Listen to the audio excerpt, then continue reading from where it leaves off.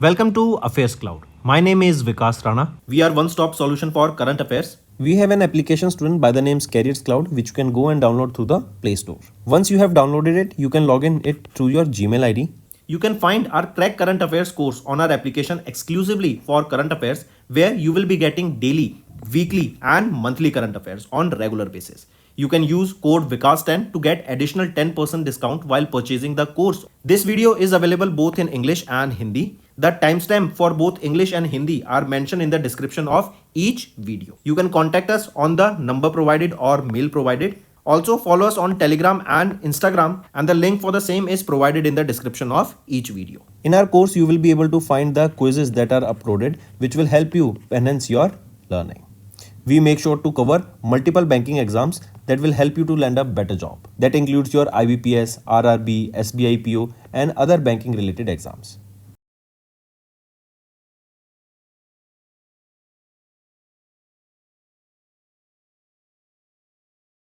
We aims to cover 15 questions via handwritten notes in upcoming bank exams. These handwritten notes are available on daily current affairs content PDF at our mobile application and website careerscloud.in.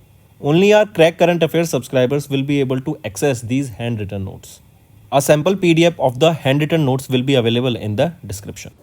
Hello students, कैसे हैं आप सब? I hope आप सब अच्छे होंगे। तो दोस्तों, आज इंपॉर्टेंट डेज हम डिस्कस करेंगे दिसंबर मंथ का। काफ़ी इंपॉर्टेंट सेशन रहेगा, एंड तक बने रहिएगा। चलिए स्टार्ट करते हैं। National Cadet Corps raising day कब ऑब्जर्व किया जाता है अक्रॉस द ग्लोब? तो 4th संडे को हम ऑब्जर्व करते हैं of November month, National Cadet Corps raising day. Then students, यहाँ पर एक थीम भी याद रखेंगे। इसकी थीम है यूनिटी एंड डिसिप्लिन। नेक्स्ट आ जाता है, when is United Nations day of remembrance for all victims of chemical warfare annually observed across the globe? तो कब ऑब्जर्व करते हैं हम ये डे? ये डे हम ऑब्जर्व करते हैं कब से कब तक, ज़रा बताइए। 30 नवंबर को हम ये डे ऑब्जर्व करते हैं। पहली बार 2016 में इसको ऑब्जर्व किया गया था। नेक्स्ट, किस पुलिस फोर्स ने सेलिब्रेट किया raising day on 1 December to mark the establishment of that organisation? तो वो है Border Security Force, BSF, right. And इस बार हमने इसका जो Border Security Force raising day 1965 में इसको इस्टेब्लिश किया गया था, एंड 60th रेजिंग डे हमने ऑब्जर्व किया। Next, UN International Day for the Abolition of Slavery कब ऑब्जर्व किया जाता है अक्रॉस द ग्लोब? 2 दिसंबर को ये डे हम ऑब्जर्व करते हैं अक्रॉस द ग्लोब। 75th इसकी एनिवर्सरी रहेगी। Next, national pollution control day या national pollution prevention day observe किया जाता है across the globe on 2 December in the memory of those who lost their lives in the disasters Bhopal gas tragedy. Methyl isocyanate gas यहाँ पे release की गई थी and काफ़ी लोगों की जान गई थी। पूछा जा रहा है किस ईयर में ये ट्रेजिक भोपाल गैस ट्रेजेडी हुई थी? तो 1984 में हुई थी। इसकी भी एक थीम याद रखेंगे नेशनल पॉल्यूशन कंट्रोल डे की, clean air green earth, clean air green earth. Next, UN International day of banks annually observed across the globe कब ऑब्जर्व किया जाता है अक्रॉस द ग्लोब? हम 4 दिसंबर को ये डे ऑब्जर्व करते हैं across the globe. Next, World Computer Literacy Day observe किया जाता है 2 दिसंबर को to celebrate which organisations 20th anniversary. ये डे हम ऑब्जर्व करते हैं वर्ल्ड कंप्यूटर लिटरेसी डे। तो विच ऑर्गेनाइजेशन? तो वो है national institute of information technology, NIIT। पहली बार इस डे को 2001 में ऑब्जर्व किया गया था। Next, Indian navy day annually observed across India on 4th December. Name the Indian Navy's offensive operation conducted during the Indo-Pakistan War in 1971, which is commemorated on Indian Navy Day. तो उस operation का क्या नाम था जो एक offensive mission था Indian navy का? वो है ऑपरेशन ट्राइडेंट। ठीक। नेक्स्ट, इंटरनेशनल वॉलंटियर्स फॉर और international volunteers day for economic and social development, जिसको हम इंटरनेशनल वॉलंटियर डे भी बोलते हैं, इसको 5 दिसंबर को ऑब्जर्व किया जाता है अक्रॉस द ग्लोब। किस ऑर्गेनाइजेशन ने होस्ट किया? UN वॉलंटियर्स प्रोग्राम 2024 का। तो ये UN United Nations Development Programme के द्वारा होस्ट किया गया, UNDP के द्वारा। UNDP का headquarter Washington DC। Next, world soil day observe किया जाता है अक्रॉस द ग्लोब कब? 5 दिसंबर को हम ऑब्जर्व करते हैं वर्ल्ड सॉइल डे। पहली बार 2014 में इसको ऑब्जर्व किया गया था। इसकी एक थीम है caring for soils, measures, monitors, manage. Next, when is International Civil Aviation Day observed annually across the globe? तो हम ये 7 दिसंबर को ऑब्जर्व करते हैं अक्रॉस द ग्लोब, जिसकी 80वीं एनिवर्सरी हमने ऑब्जर्व करी इस बार। Next, arm force flag day को एनुअली ऑब्जर्व किया गया अक्रॉस इंडिया ऑन 7 दिसंबर, ताकि ऑनर किया जा सके ब्रेवरी को, सेक्रीफाइस को and dedication of the man and women serving in the army, navy and air force. 7 December 2024 it marks the 76th edition of the Armed force flag Day. Next, when is South Asian Association for Regional Cooperation Charter Day annually observed across the globe? तो SAARC charter day कब observe किया जाता है across the globe? 8 दिसंबर को हम ये observe करते हैं अक्रॉस द ग्लोब। इस बार 40th ऑब्जर्वेंस था इसका। नेक्स्ट, इंडियन नेवी ने एनुअली ऑब्जर्व किया सबमरीन डे 8 दिसंबर को to commemorate the induction of, मतलब INS कलवारी को इंडक्ट किया गया था इंडियन नेवी में। पूछा जा रहा है 8 दिसंबर ये कौन सा ऑब्जर्वेंस है सबमरीन डे का? तो 57th ऑब्जर्वेंस रहेगा ये सबमरीन डे का। नेक्स्ट, किस ऑर्गेनाइजेशन ने ऑब्जर्व किया international day of commemoration and dignity of the victims of crime of genocide and the prevention of the crime? ये एनुअली ऑब्जर्व किया जाता है 9 दिसंबर को, तो यूनाइटेड नेशंस के द्वारा इसको ऑब्जर्व किया जाता है। नेक्स्ट आ जाते हैं, when was international anti corruption day observed across the globe? तो anti corruption day, international anti corruption day 9 दिसंबर को ऑब्जर्व किया जाता है across the globe.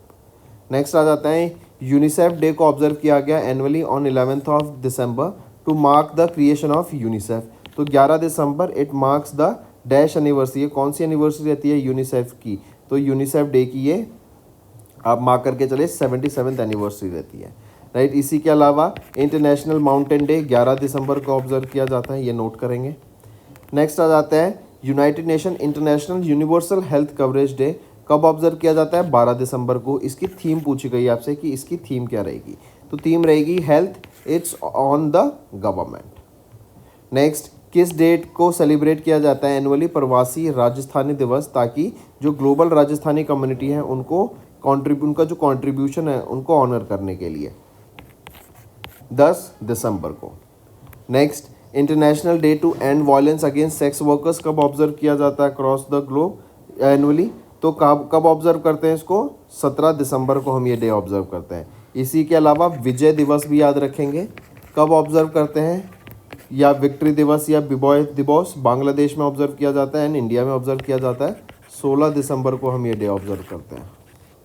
Next, when is UN international human solidarity day observed across the globe? तो human solidarity day कब observe किया जाता है ये आपका? ये डे हम ऑब्जर्व करते हैं इंटरनेशनल ह्यूमन सॉलिडेरिटी डे 20 दिसंबर को। इसी के अलावा माइनॉरिटी राइट्स डे ऑब्जर्व किया जाता है 18 दिसंबर को। इस बार उसका 12वां एडिशन हमने ऑब्जर्व किया। अरेबिक लैंग्वेज डे ऑब्जर्व किया जाता है 18 दिसंबर को हर साल, ठीक है। Next, UN World Basketball Day कब ऑब्जर्व किया गया अक्रॉस द ग्लोब? तो UN वर्ल्ड बास्केटबॉल डे हम ऑब्जर्व करते हैं 21 दिसंबर को। नेक्स्ट आ जाता है, नेशनल मैथमेटिक्स डे कब ऑब्जर्व किया जाता है? 22 दिसंबर को to mark the birth anniversary of S Ramanujan, जो कि इंडियन मैथमेटिशियन है। इस बार हमने उनकी कौन सी बर्थ एनिवर्सरी ऑब्जर्व करी?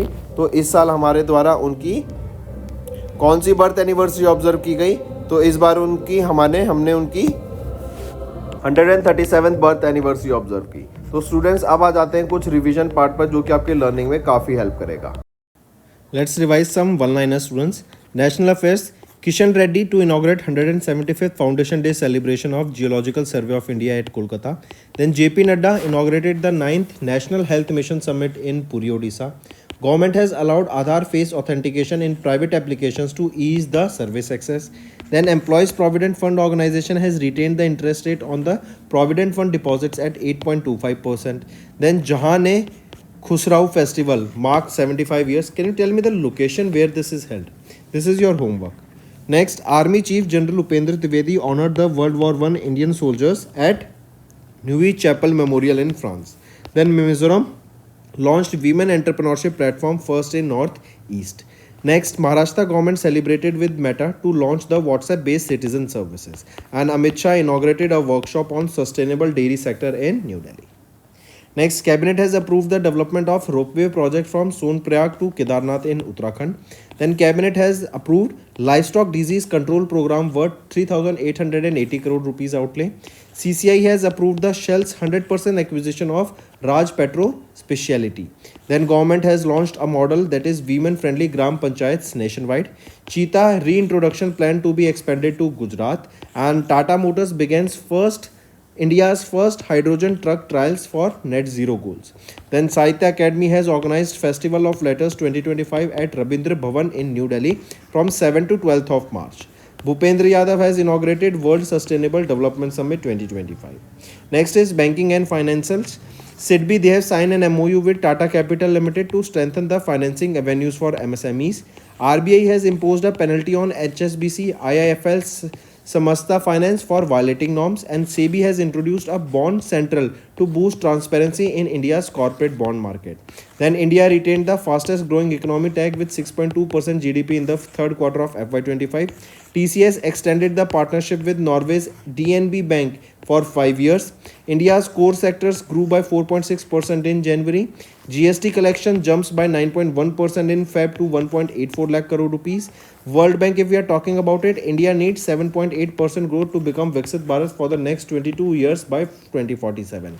Then UPI post 5% dip in volume to 16.11 billion, 7% value in Feb. Next is appointments and resignation. SBI Life appointed Dora Babu Daparti as the Deputy CEO. Then Manan Kumar Mishra re-elected as the Chairman of Bar Council of India. Economic Affairs Secretary Ajay Seth sets additional charge for Revenue Department. Then Levi's ropes in Diljit Dosanjh as their global ambassador. Then Christian Stalker became Australian Chancellor as a three-party government's sworn in. Then Dr. Mayank Sharma takes charge as the Controller General of the Defence Accounts. RBL Bank has appointed Agarwal as the President of the Branch Banking and T.S. Pari as their Chief Operating Officer. Then MRF brand appointed Shubman Gill as their Brand Ambassador, and RBI has appointed Ajit Ratnakar Joshi as their Executive Director. Next, where was the India's first World Peace Center inaugurated? In the leadership of founder of Amisha विश्व भारती जैन आचार्य लोकेश मुनि. तो ये कहाँ पर है? गुरुग्राम हरियाणा में ये India का पहला वर्ल्ड पीस सेंटर आया है. पीस को प्रमोट करने के लिए, पीस से रिलेटेड एक्टिविटीज़ को कंडक्ट करने के लिए ये सेंटर यहाँ पे इस्टेब्लिश किया गया है. नेक्स्ट आ जाते हैं. Which of the following actor was not listed among the top 5 in the Forbes annual list of highest paid actors 2024 के released in Feb 2025? तो वो कौन है? यहाँ पे विलियम ब्रैडली पिट ये लिस्ट में नहीं है, बाकी सारे इस लिस्ट में है टॉप 5 में. एंड यहाँ पे ड्वेन जॉनसन ये हाईएस्ट पेड एक्टर हैं with $88 million of earnings. Next, Christian stalker, इनको स्वॉन इन एज किया गया न्यू चांसलर. कहाँ का? ये नए चांसलर बने हैं ऑस्ट्रिया के. एलेक्जेंडर शेलनबर्ग को ये रिप्लेस करेंगे. Next, mention the Indian grandmaster जिन्होंने अभी टाइटल जीता 38 Cannes International Open chess tournament का, जो कि फ्रांस में हुआ था 3 मार्च 2025 को. पी इनिया.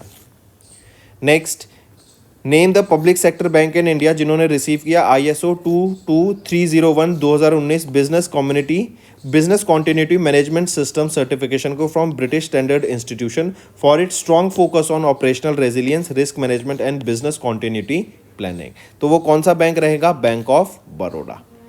नेक्स्ट आ जाते हैं. इनकरेक्ट बताना आपको इनमें से रिगार्डिंग द प्रधानमंत्री श्रम योगी मनधन योजना. इसमें से अगर हम देखें इनकरेक्ट कौन सा है? ए ही इनकरेक्ट है, बी भी सही, सी भी सही. ए कह रहा है the scheme is overseen by the ministry of personnel public and grievances and pensions. नहीं, तो ये ministry of labour and employment के द्वारा इसको ऑर्गेनाइज कराया जाता है, ध्यान रखा जाता है स्कीम का. नेक्स्ट आ जाते हैं. किस मिनिस्ट्री ने इशू की guidelines for implementing 5 pilot projects in the transport sector launch by the Government of India to use hydrogen fuelled buses and trucks under the National Green Hydrogen Mission? तो वो कौन सी मिनिस्ट्री है? Ministry of New and Renewable Energy. And हम जानते हैं students, जो green hydrogen है, राइट, ये एक फ्यूचर फ्यूल है, क्लीन फ्यूल माना जाता है. एंड ये हमारे फ्यूचर में काफ़ी हेल्पफुल रहेगा हमारे इन्वायरमेंट को कंजर्व करने के लिए. नेक्स्ट आ जाते हैं. In March India and dash collaborated to establish a task force to enhance bilateral defence cooperation for the Indian army's Zorawar light tank. तो इंडिया एंड बेल्जियम के बीच में ये कोलैबोरेशन हुआ है ताकि इंडिया में जो जोरावर लाइट टैंक हैं, राइट, उनके ऊपर कोऑपरेशन बढ़ावा दिया जा सके, उसका ट्रेड हो सके इन दोनों कंट्रीज़ के बीच में, एंड मिलके उसको अपग्रेड भी किया जा सके. नेक्स्ट, ब्रांड फाइनेंस ने अभी एनुअल आईटी सर्विस 2025 की रिपोर्ट रिलीज की, जो कि वर्ल्ड की most valuable IT service brands को लिस्ट करता है. विच of the following is not among the top 5 IT services brands 2025 के हिसाब से. यहाँ पे अगर हम देखें तो इनमें से इंटरनेशनल बिजनेस मशीन कंसल्टिंग नहीं है, राइट. बाकी सारे इसके पार्ट रहेंगे, right. I correct my self students here. Not IBM. IBM तो पार्ट है, लेकिन HCL यहाँ पे पार्ट नहीं रहेगा, राइट. HCL यहाँ पे पार्ट नहीं रहेगा. एसेंचर ने टॉप किया, ये USA की है. सेकंड पोजीशन पे आ जाता है TCS. थर्ड पोजीशन पे आ जाता है इन्फोसिस. ये दोनों इंडिया की कंपनी रहेंगी.